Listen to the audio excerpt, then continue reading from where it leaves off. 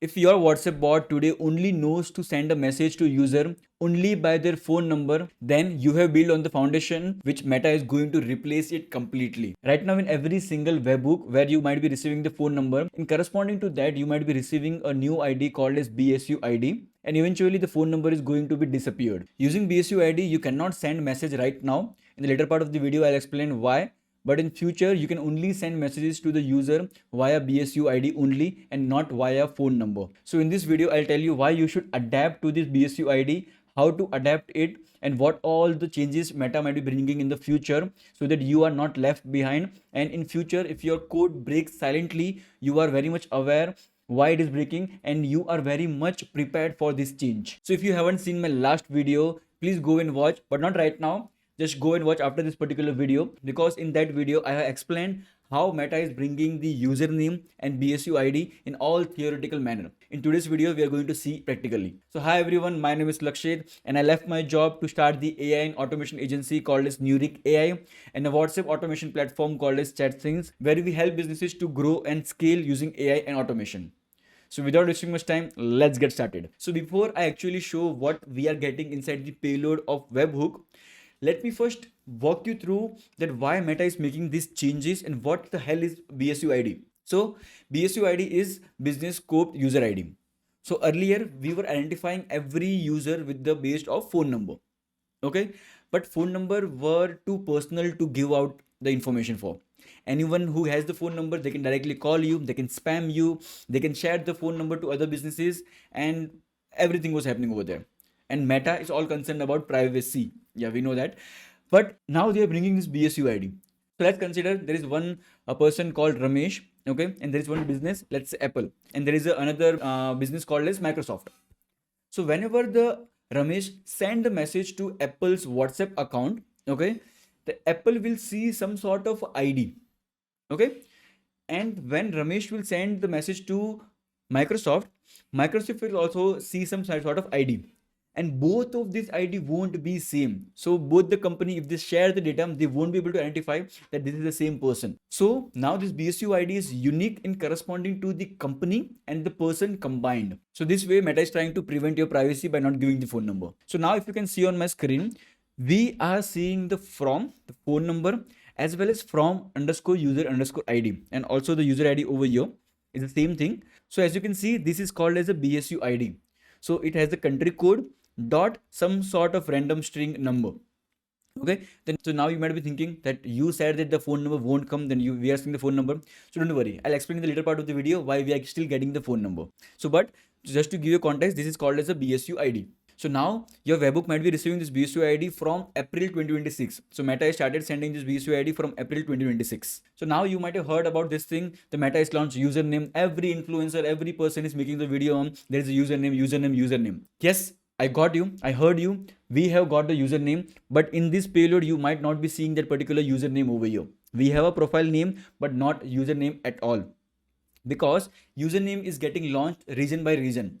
And I stay in India. Still in India, the username is not live, though we are able to claim it, and I have claimed it, but we cannot see the username in the payload as of now. So now to answer your question that you might be thinking why we are getting the phone number in the payload when you just mentioned that when you get the BSU ID, you won't be getting the phone number.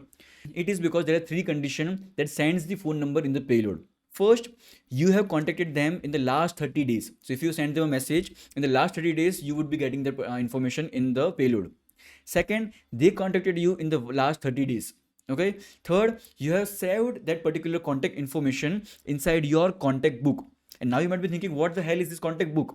So don't worry, I'll be telling you what is contact book. And also there is one more fourth condition over here, that currently the BSU ID is not live. So using BSU ID, you cannot send the message as of now. So as you can see on my screen from the official Meta documentation, that there is a curl command using which we can send the message to user using the BSU ID. But if you read over here, it is written as this feature is coming soon. It means that they have done all the documentation and everything, but they have not made this particular feature live. I think so this particular feature will come live as soon as the username feature is live, because they need to remove the phone number and replace it with something else. So that is the username.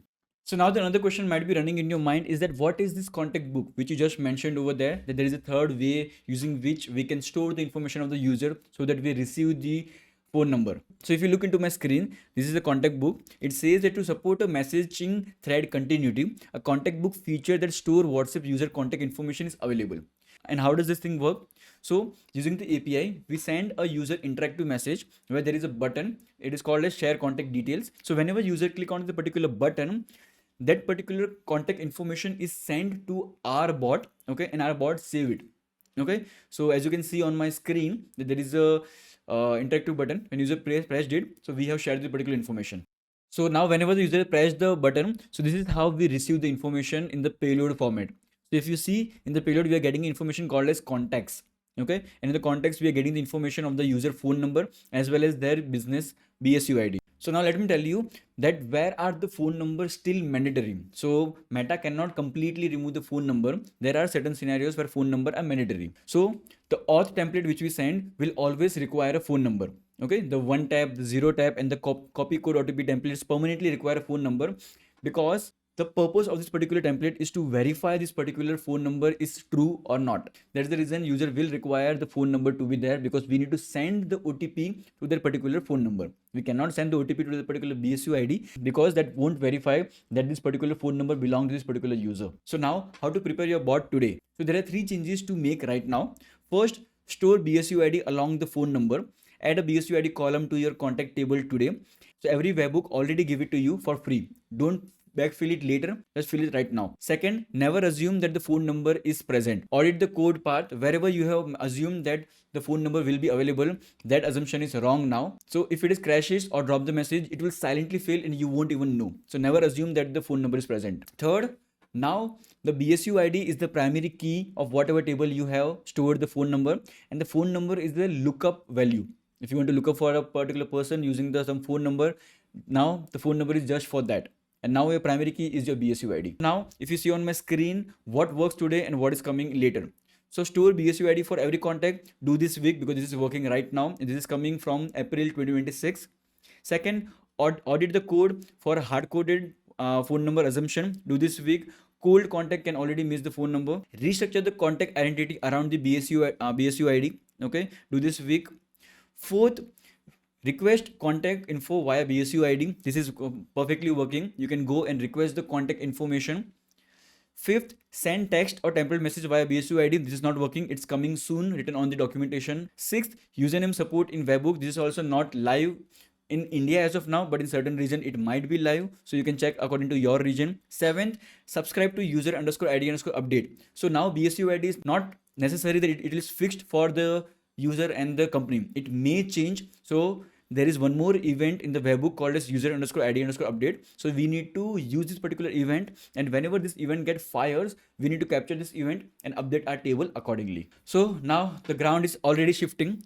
You can't send message with BSUID yet, but you can stop building on the foundation that is about to crack. All 3 fixes ship this week on your current bot using only what's already coming in your webhook right now. So I hope this particular video was very useful for you. This video will help you to future-proof your WhatsApp bot without breaking silently. So if you like this particular video, please press the like button. If you have any thoughts, any comment, any doubt, let me know in the comment box. We'll meet in the next video. Till then, take care.